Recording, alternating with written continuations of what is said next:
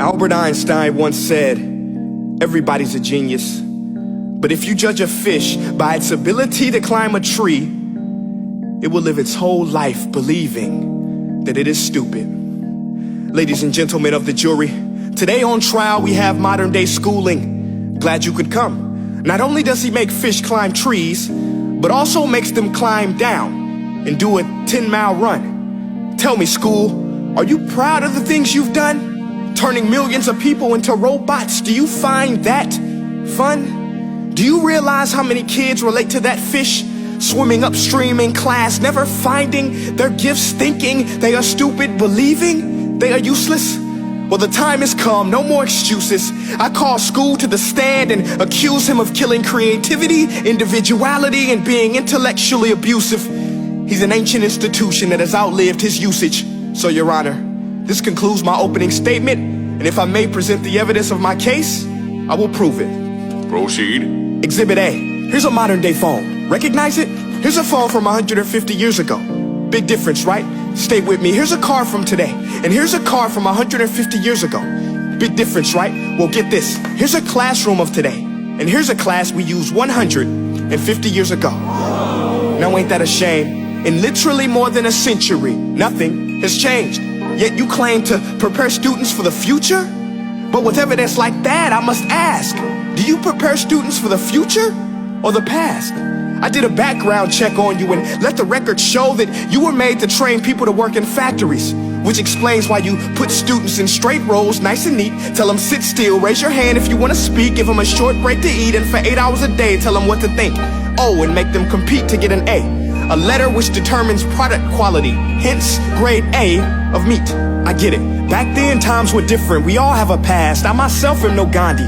But today, we don't need to make robot zombies. The world has progressed. And now we need people who think creatively, innovatively, critically, independently, with the ability to connect. See, every scientist will tell you that no two brains are the same.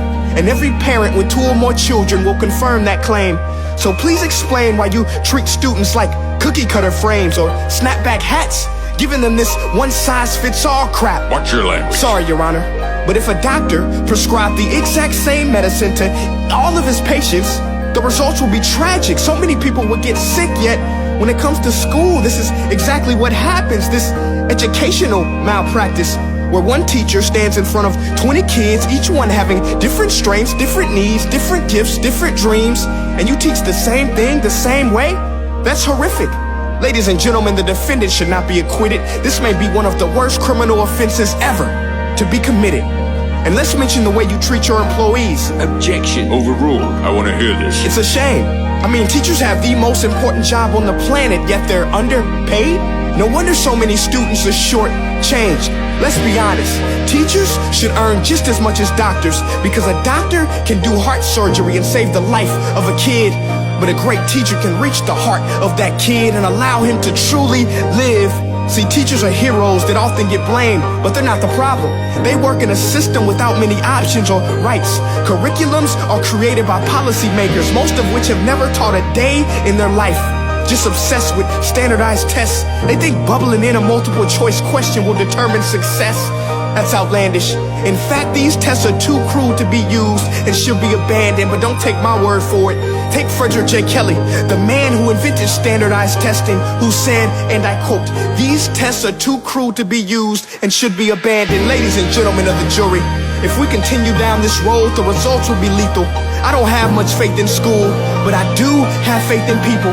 And if we can customize healthcare, cars, and Facebook pages, then it is our duty to do the same for education, to upgrade it, change it, do away with school spirit, because that's useless. Unless we're working to bring the spirit out of each and every student, that should be our task. No more Common Core. Instead, let's reach the core of every heart in every class. Sure, math is important, but no more than art or dance. Let's give every gift an equal chance. I know this sounds like a dream, but countries like Finland are doing impressive things. They have shorter school days. Teachers make a decent wage. Homework is non-existent, and they focus on collaboration instead of competition. But here's the kicker, boys and girls. Their educational system outperforms every other country in the world.